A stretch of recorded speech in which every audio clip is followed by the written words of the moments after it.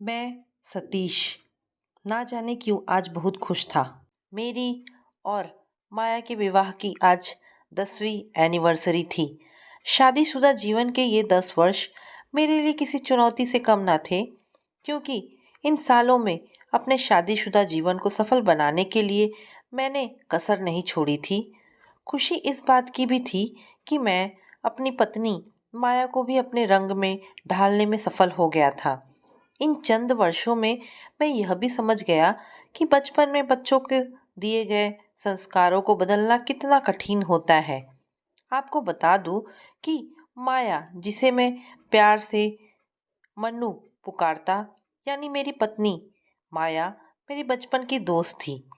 माया से विवाह होना मेरे लिए बहुत बड़ी खुशी की बात थी। जिससे आप प्यार करते हो, उसी को अपनी धर्म पत्नी के रूप में प्राप्त करना जीवन की बहुत बड़ी उपलब्धि तो कहा ही जा सकता है। मनु मेरा पहला प्यार थी। जब हम एक दूसरे को टूटकर चाहने लगे थे, तब हमें स्वयं ही पता नहीं था कि हमारे प्यार का भविष्य क्या होगा। परंतु फिर भी चांदनी रात के उजाले में एक दूसरे का हाथ थामे हम दोनों घंटों बैठे बातें करते रहते थे। मेरी माया की कोयल स्वरूप मधुर वाणी से झरते हुए शब्द रूपी फूलों जैसी उसकी बातें मेरा मन हमेशा मोह लेती थी। तब मैं ग्रेजुएशन कर रहा था, जब माया का परिवार हमारे पड़ोस में रहने आया था। उसका घर मेरे घर से 20 कदम की दूरी पर ही था। उस दिन मैं जब कॉलेज से लौटा तो अपने घर में कुछ दूरी पर सामान से लदा ट्रक खड़ा देखकर चौंक गया था। तेज कदमों से अंदर जाकर माँ से पूछा, माँ, यह सामान किसका है? कौन आया है रहने? मुझे क्या पता किसका है। तो भी फालतू की बातों में अपना दिमाग खराब मत कर। खाना तैयार है, चुपचाप खा ले, कहकर माँ अपने काम में व्यस्त हो गई। पर मेरा मन तो ना जाने क्यों उस ट्रक में ही उलझा था। सो मैं अपने कमरे की खिड़की से झांकने लगा। तभी वहां एक कार आकर रुकी और उसमें से पति पत्नी और दो बेटियां उतरी थी। बड़ी बेटी लगभग 20 और छोटी लगभग 16 वर्ष की रही होगी। गोरी चिट्टी लंबी उस कमसीन नवयुवती को देखकर मैंने मन ही मन कहा, लगता है कुदरत ने इसे बड़ी ही फुर्सत में बनाया है। क्या भला की खूबसूरती पाई है। उसके बारे में सोचकर ही मेरा मन 100 फुट ऊपर की छलांग लगाने लगा था। उसके बाद तो मेरा युवा मन न पढ़ने में लगता और ना ही अन्य किसी काम में। खैर, जिंदगी तो जीनी ही थी। अब मैं अक्सर अपने कमरे की उस खिड़की पर बैठने लगा था, बस उसकी एक झलक पाने के लिए। कभी तो झलक मिल जाती थी, पर कभी पूरे दिन में एक बार भी नहीं। लगभग 1 माह बाद जब मैं अपने कॉलेज की लाइब्रेरी से बाहर आ रहा था, तो अचानक लाइब्रेरी के अंदर आते माया को देखा। बस लगा मानो जीवन सफल हो गया। सहसा अपनी आंखों पर विश्वास ही नहीं हुआ। एक बार फिर उसे घूर कर देखा और आश्वस्त होते ही मैंने वापस अपने कदम लाइब्रेरी की ओर मोड़ दिए। अंदर जाकर उसकी बगल वाली सीट पर बैठ गया था। कुछ देर तक अगल बगल देखने के बाद मैंने अपना हाथ उसकी ओर बढ़ा दिया था। हेलो, मेरा नाम सतीश वर्मा है, student of BSc third year. Hello, I am Maya Agarwal, student of BS first years.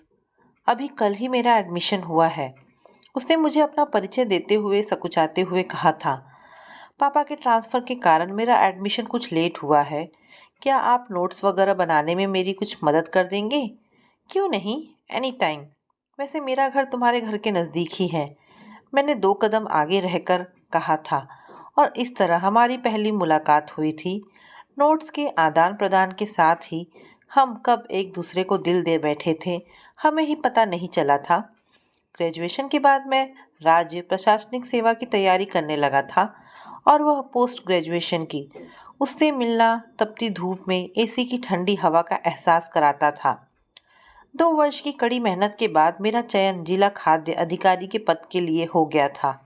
जिस दिन मुझे अपने चयन की सूचना मिली, मैं बहुत खुश था और शाम का इंतज़ार था, क्योंकि हम दोनों पास के पार्क में लगभग रोज ही मिलते थे। उस दिन भी मैं नियत समय पर पहुंच गया था, पर आज मेरी माया नहीं आई थी। लगभग 2 घंटे तक इंतजार करने के बाद मैं मायूस हो उठा और वापस जाने के लिए कदम बढ़ाए ही थे कि अचानक सामने से मुझे वह आती दिखाई दी। अरे आज इतनी लेट क्यों? और यह मेरा गुलाब मुरझाया हुआ क्यों है? मेरे इतना कहते ही वह मुझसे लिपट गई थी।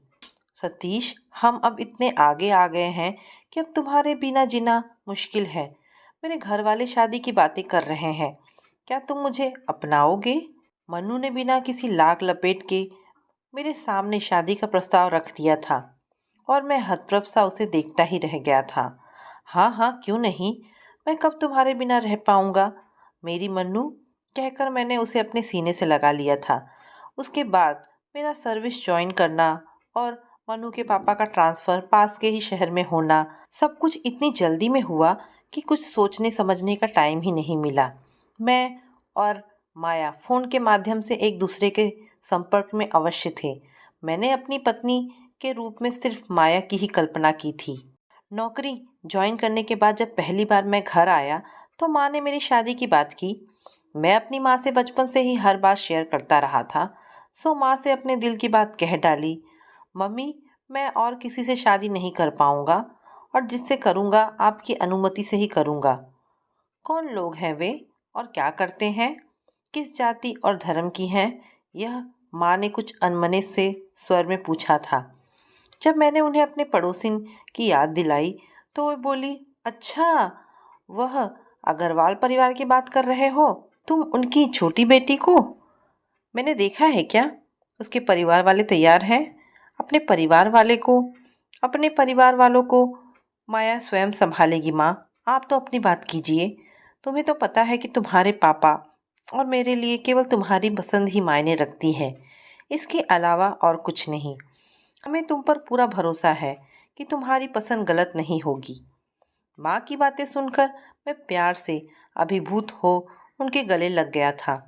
अगले दिन सुबह सुबह ही मेरे सपनों की रानी माया का फोन आ गया। उसने जो कहा उससे मेरी खुशी दुगनी हो गई। सतीश, मैंने माँ को अपने बारे में बताया था तो उन्होंने कुंडली मिलान की बात की है और कहा है कि तुम अपनी जन्म पत्रिका का फोटो मेरे फ़ोन पर भेज दो। वे कल ही हमारे पंडित जी के पास जाकर मिलवा लाएंगी। बस फिर हमारी शादी। कहते कहते माया फ़ोन पर ही शर्मा गई। माया की बात सुनकर मैं भी कुछ आश्वस्त सा हो गया कि कुछ गुण तो मिल ही जाएंगे, अर्थात अब हमारे विवाह में कोई प्रॉब्लम नहीं था। मन ही मन मैं अपने और मनु के सुनहरे भविष्य के सुनहरे सपने बुनने लगा। 6-7 दिन यूं ही ख्यालों में निकल गए। एक दिन जब मैं शाम को ऑफिस से निकलते वक्त स्टेशन जा रहा था तो माया का फ़ोन आया। वो फ़ोन पर ज़ोर ज़ोर से रो रही थी। मैं उसका रोना सुनकर घबरा सा गया और बोला, क्या हुआ, कुछ बताओगी भी? क्यों इतनी जोर जोर से रो रही हो? सतीश, कल माँ गई थी हमारे पंडित जी से कुंडली मिलवाने, पर उन्होंने कहा कि दोनों की कुंडली में लेश मात्र भी मिलान नहीं है। इन दोनों का विवाह किसी भी हालत में संभव नहीं है और यदि किया गया तो लड़की का विधवा होना सुनिश्चित है। इसीलिए माँ पिताजी ने इस विवाह के लिए साफ मना कर दिया है। अब क्या होगा? कहकर फिर वह जोर से रोने लगी और फोन काट दिया। माया के माता पिता की ऐसी रूढ़िवादी सोच ने मुझे हैरत में डाल दिया, क्योंकि स्वयं को अति आधुनिक बताने वाला परिवार इतना अंधविश्वासी और दकियानुसी हो सकता है, यह तो मैंने सपने में भी कभी नहीं सोचा था। माया की बहन लंदन से एमबीए कर रही थी। पूरा परिवार प्रतिदिन अपनी बेटी से वीडियो कॉल पर बातचीत करता था। घर के प्रत्येक सदस्य के पास अपना अलग लैपटॉप और आधुनिक तकनीक के समस्त साधन मौजूद थे। घर की एक एक वस्तु आधुनिकता का बखान करती सी प्रतीत होती थी। बात बात में अपनी आधुनिकता का प्रदर्शन करने वाले परिवार का इतना अंधविश्वासी होना मेरे लिए किसी आश्चर्य से कम नहीं था। जन्म पत्रिका और कुंडली को इतना अधिक महत्व देने वाले ये तथाकथित आधुनिक परिवेश के जनमानस क्यों नहीं समझ पाते कि विवाह किसी कुंडली मुंडली से नहीं, बल्कि लड़का लड़की की परस्पर समझदारी से सफल और असफल होते हैं। क्या जन्म कुंडली में सभी गुण मिलाकर किए विवाह असफल नहीं होते? जबकि वास्तविकता तो यह है कि विवाह की सफलता और असफलता तो पति पत्नी की परस्पर समझ, त्याग और समर्पण की भावना पर निर्भर करता है। खैर, इस समय तो मुझे अपनी समस्या का ही कोई समाधान तलाशना था, सो रिलैक्स मन से किसी हल पर विचार करने लगा। इसके बाद दो एक अवसरों पर मैंने स्वयं मनु के माता पिता को कुंडली के बारे में समझाने का काफी प्रयास किया, परंतु उनका एक ही जवाब था, हम जानबूझकर अपनी बेटी को विधवा होते नहीं देख सकते। उनसे बात करके मुझे भी समझ आ गया था कि उनके मन में कुंडली के बीजों की पैठ बहुत गहरी है, सो उनके आगे बोलना एकदम भैंस के आगे बीन बजाने जैसा है। कुछ दिनों बाद मुझे अपने एक मित्र के विवाह में दिल्ली जाना पड़ा। मित्र ने बिना किसी तामझाम के कोर्ट में रजिस्टर मैरिज की थी, जिसमें महज उसके परिवार वाले ही शामिल थे। लड़की के माता पिता ही गायब थे। पूछने पर पता चला कि लड़की के माता पिता किसी भी स्थिति में इस अलग जाति के लड़के से विवाह के लिए तैयार नहीं थे। इसीलिए दोनों ने बिना माता पिता के ही रजिस्टर विवाह करने का फैसला लिया था। वापस आते समय मैं भी रजिस्टर विवाह के बारे में सोचने लगा कि अब शायद मेरे लिए भी यही चारा है, क्योंकि आज 2 वर्ष हो गए, पर माया के माता पिता सब कुछ सही सलामत होते हुए भी कुंडली के साथ समझौता करने को तैयार नहीं थे। ना जाने कैसे और क्यों उनके मस्तिष्क में इस जन्म कुंडली ने भी सर्प की भांति कुंडली मार ली थी। एक दिन बातों ही बातों में मैंने फ़ोन पर माया से माता पिता की अनुमति के बगैर रजिस्टर विवाह करने की बात कही। इस पर माया बोली, सतीश, विवाह के बाद अगर कुछ ऐसा वैसा हो गया तो, क्योंकि पंडित जी ने कहा था। कुछ नहीं होता मनु, मैं ऐसे किसी भी अंधविश्वास में विश्वास नहीं करता।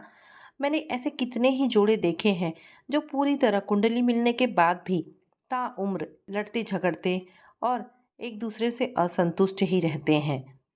और मेरे ही परिचित कितने ऐसे जोड़े हैं जो अलग जाति विवाह करके भी आज खुशहाल जीवन जी रहे हैं। हम दोनों मिलकर अपने गृहस्थ जीवन को खूबसूरत बनाएंगे। क्या तुम माँ पापा को छोड़कर मेरी खातिर आ सकती हो? कहते हैं ना, युवा अवस्था का प्यार अंधा होता है, जिसमें सिर्फ और सिर्फ प्यार को पाने की चाहत होती है। सो सुनिश्चित दिन पर माया अपने माता पिता की अनुमति के बगैर घर से आ गई और मेरे माता पिता की मौजूदगी में ही मैंने माया से कोर्ट मैरिज कर ली। हमारे विवाह के बाद माया के माता पिता ने प्रारंभ में तो कुछ नाराज़गी प्रदर्शित की, परंतु बाद में धीरे धीरे सब सामान्य हो गया। विवाह के बाद माया को लेकर मैं अपने पोस्टिंग पुणे आ गया था। कुछ शादी की व्यस्तता और मौसम के बदलाव ने ऐसा असर दिखाया कि आते ही मैं डेंगू नामक बीमारी से ग्रस्त होकर 10 दिनों तक बिस्तर पर ही रहा। एक दिन माया मेरे पास आकर बैठी और मेरा हाथ अपने हाथ में लेकर बोली, सतीश, मुझे लगता है हमारी बेमेल कुंडली ने